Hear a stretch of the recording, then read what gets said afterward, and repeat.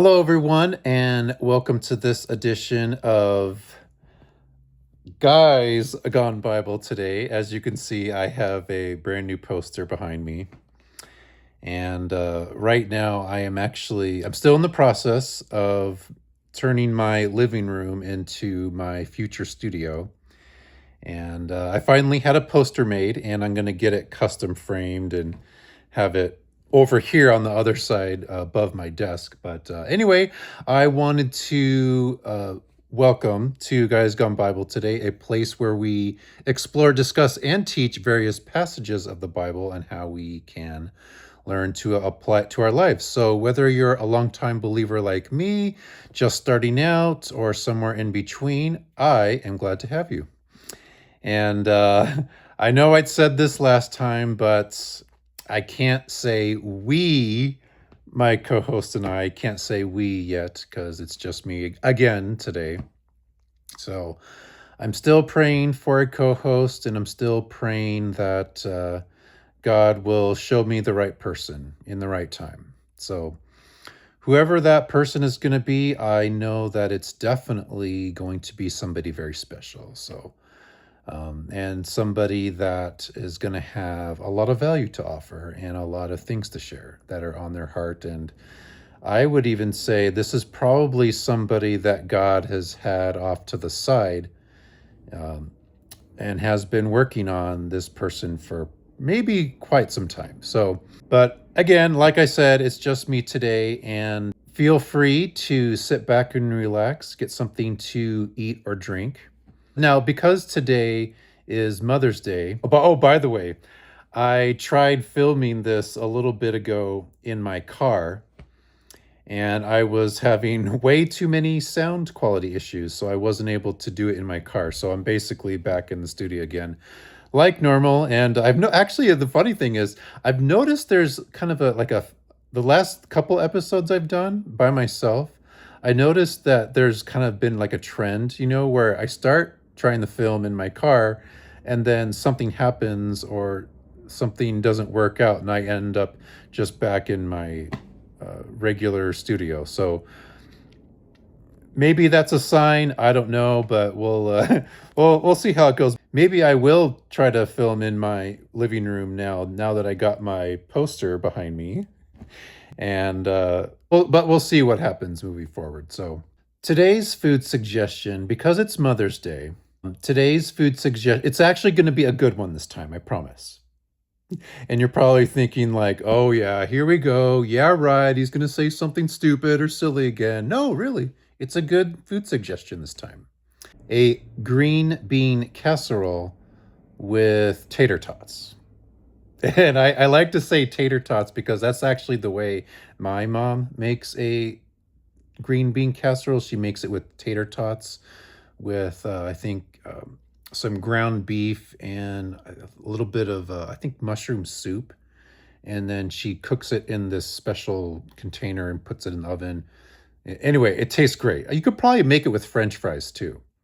But anyway, I told you it was going to be a good food suggestion. So if you're a mom or you're cooking for somebody, or if you're going out, whatever you're doing, that's today's food suggestion. So by the time you guys watch this, Mother's Day will already be passed. But on the day I'm recording this, it's Mother's Day. So I'm just going to say that's today's food suggestion anyway. So, but today we are going to talk about the topic of surrender and surrendering to God and what it looks like when we surrender all of our plans, all of our ideas, our anxieties, our depression, all of our, whatever it is for you. And it's unique for each person. And today I want to talk about something that is both simple and difficult at the same time. And that is the idea of surrender and surrendering our plans, our anxieties, fears, dreams, and so on. And ultimately surrendering our entire lives to God. Because the truth is, most of us love the idea of trusting in God until our trust requires surrender. But many times we want control, and surrender means releasing that control into the hands of God. The problem is that surrender feels uncomfortable to the flesh because surrender requires faith. It requires believing that God knows better than we do. It requires trusting God even when we cannot see the outcome. Proverbs 3:5-6 talks about trust in the Lord with all your heart and lean not on your own understanding. In all your ways submit to him, and he will make your path straight. Notice that it says, do not lean on your own understanding. Why? Because our understanding is limited. Because God sees the beginning and the end. God sees what we cannot see, what doors we need to close, what relationships we need to end, what seasons are necessary for growth, what battles are protecting us from future destruction. And many times, surrender is not God taking something from us. God is protecting us, redirecting us, or preparing us. Sometimes we hold on to things God is asking us to release, and we wonder why we have no peace at times. But peace comes after surrender. The reason why many people are exhausted spiritually is because they are carrying things God never asked them to carry. These are things like anxiety, fear, pressure, control, worry about tomorrow, and so on. 1 Peter 5:7 talks about casting all our anxiety on him because he cares for you. Not some anxiety, but all anxiety. God never intended us to carry the weight of life alone, and yet many believers still pray while still holding on to control. We may say things like, God, I trust you, but then we spend all night worrying. We may say things like, God, have your way, but we have become frustrated when his way looks different than ours. True surrender says, Lord, even if your answer is different than what I wanted, I still trust you. And this is what real faith looks like. And throughout the Bible, we see powerful examples of people who surrendered themselves fully to God. One of the greatest examples is Abraham. God told Abraham to leave his country, his comfort zone, and everything that was familiar to him. There was no detailed roadmap. There was no 5-year plan. There was no explanation of every step or anything like that. All it was just obedience, and Abraham ultimately surrendered to that. And when we take a look at Genesis 12, we see that Abraham went as the Lord told him. And that right there is faith. Faith is all about obeying before you have all the details. Later, Abraham faced another imaginable test. God asked Abraham to surrender Isaac, the very promise God had given him. And Abraham obeyed. Abraham obeyed because Abraham trusted the character of God. He believed that if God made a promise, then somehow God would remain faithful. And sure enough, he did. Many times, surrender is tested most deeply in the areas we treasure the most. This could look like in areas of our relationships, our future, desires, children, ministry, dreams. I mean, you name it. Whatever it is for you, we need to be able to say, God, your will above my own. And that is one of the most difficult things to do. Surrender always leads into a deeper intimacy with God. Another powerful example is Moses. Moses did not feel qualified. When God called him to lead Israel, Moses responded with insecurity and excuses. And many times, that's what we do. We see that Moses couldn't speak well. We also see that Moses also doubted himself. But eventually, Moses surrendered his limitations to God. And God used an imperfect man to accomplish an extraordinary thing. Some people listening today may feel unqualified, even myself as well. Some people listening today may feel unqualified. You may feel inadequate or weak or not good enough. But the good news is that surrender is not about your ability. It's all about God's ability through you. God is not looking for perfect people.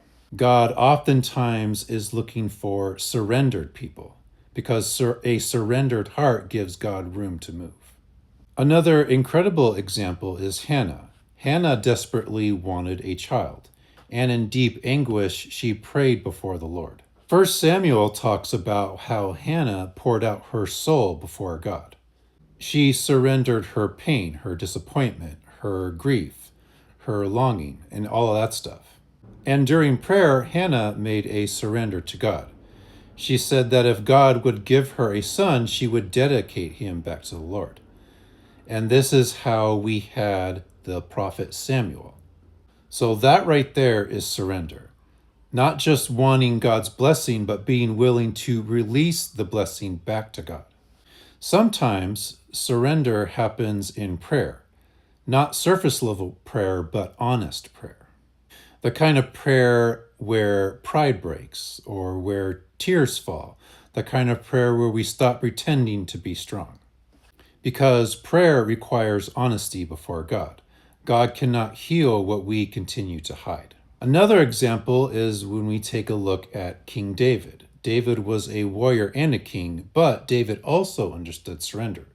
Throughout the Psalms, we see David consistently bringing his fears and anxieties and emotions before God. In Psalm 55:22, David says, "Cast your burden on the Lord, and he will sustain you." David understood something very important, that surrender is not weakness, but rather surrender is dependence on God. And some of us struggle with surrender because we think dependence is weakness, but that's not it at all. And some of us struggle to surrender because we think dependence is weakness, but oftentimes dependence on God is strength. Jesus himself modeled surrender perfectly. In the Garden of Gethsemane before the cross, Jesus prayed one of the most powerful prayers in all of Scripture. In Luke 22:42, Jesus prayed, "Father, if you are willing, take this cup from me. Nonetheless, not my will, but yours be done." If we think about that for a moment, Jesus knew what kind of suffering was ahead. He knew the pain, the betrayal, and ultimately the cross. And yet he surrendered fully to the Father. He ultimately said, "Not my will, but yours be done." And that right there is a prayer of surrender. And honestly, that prayer is not always easy because sometimes God's will stretches us. Sometimes God's will requires patience and requires letting go. And also sometimes God's will leads us through uncomfortable seasons. But God's will is always higher. Isaiah 55:8-9 says, "For my thoughts are not your thoughts, and neither are your ways my ways, declares the Lord." God sees beyond this moment, and many times what feels like a delay is actually divine protection. What feels like rejection may actually be protection. And what feels like loss may actually become transformation. But surrender requires trust. One of the greatest enemies of surrender is anxiety, and anxiety always wants control. Anxiety always wants certainty and immediate answers. But faith says, even when I do not understand, I trust God. Philippians 4:6-7 says, "Do not be anxious about anything, but in every situation, by prayer and petition, present your request to God.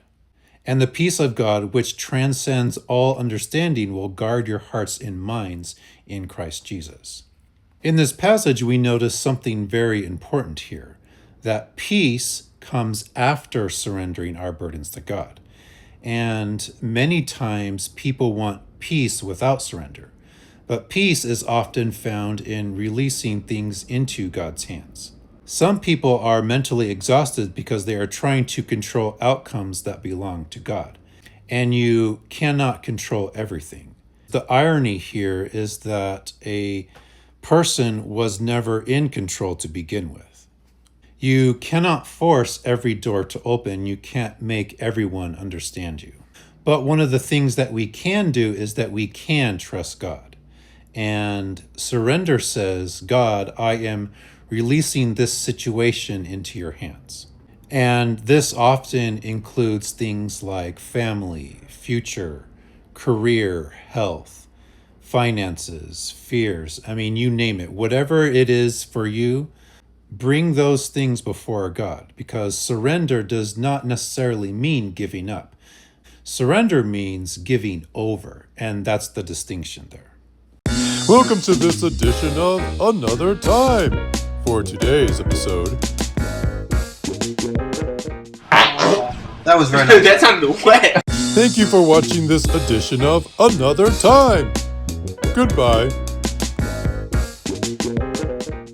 Another power example of surrender is Mary. When the angel told Mary she would give birth to Jesus, her life changed forever. This assignment must have been overwhelming for her because the cost was great. People could misunderstand her and judge her and also reject her. And in this instance, Mary responded in surrender.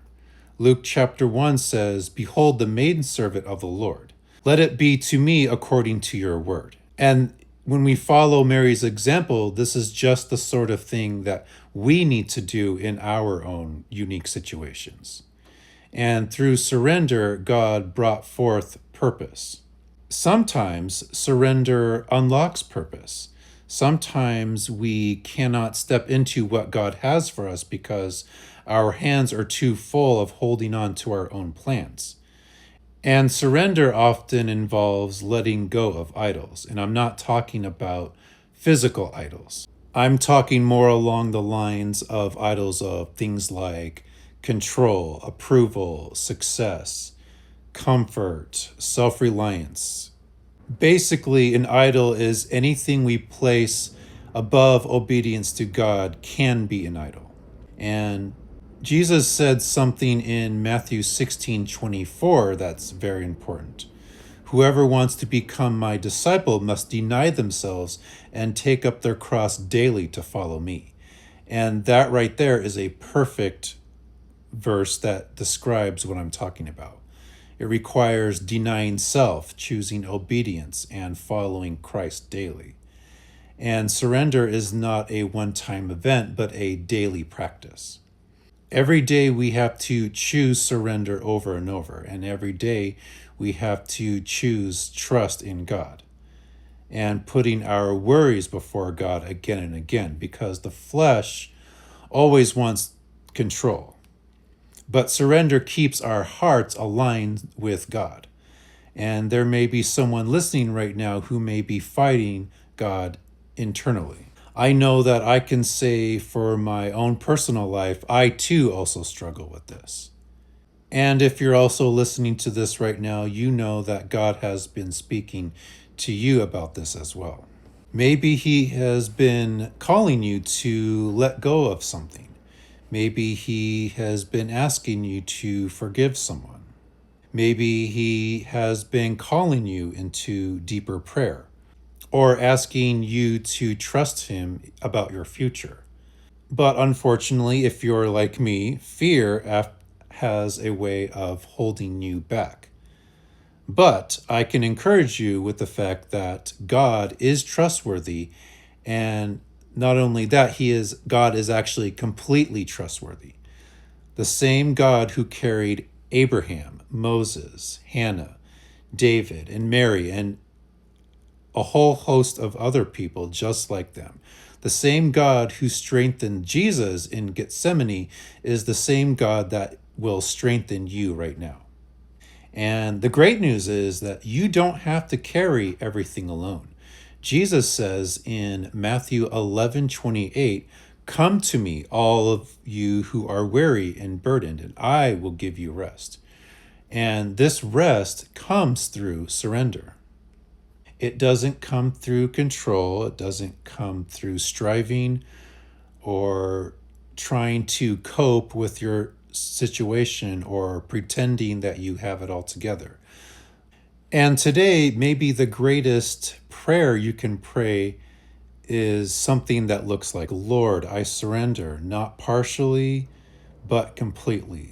Lord, I surrender all of my plans, all of my fears, all of my ideas, my timelines. Whatever it is that it looks for you, surrender that to God. Give it to God in prayer and see what happens. Because when you look back to the examples that we talked about earlier, it is oftentimes through surrender great things happened as a result. And ultimately, we are surrendering to the one who knows us best, the one who also loves us the most, and the one who holds our very future.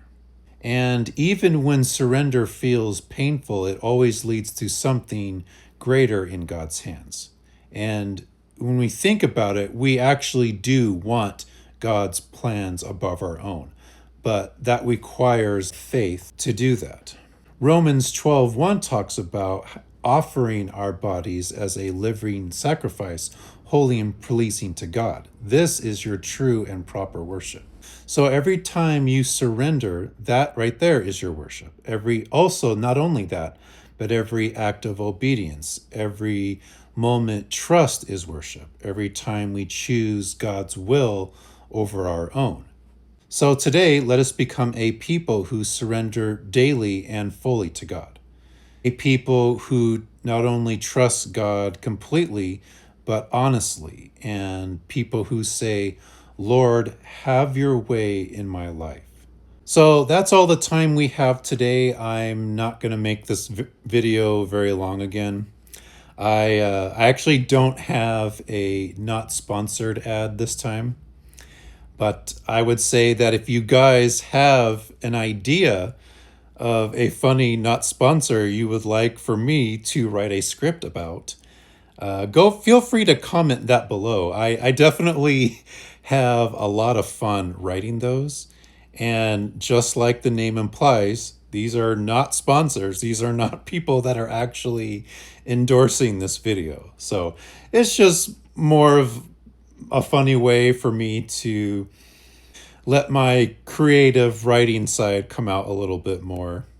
Also, if you guys have any topics you would like for me to talk about, also feel free to comment those below.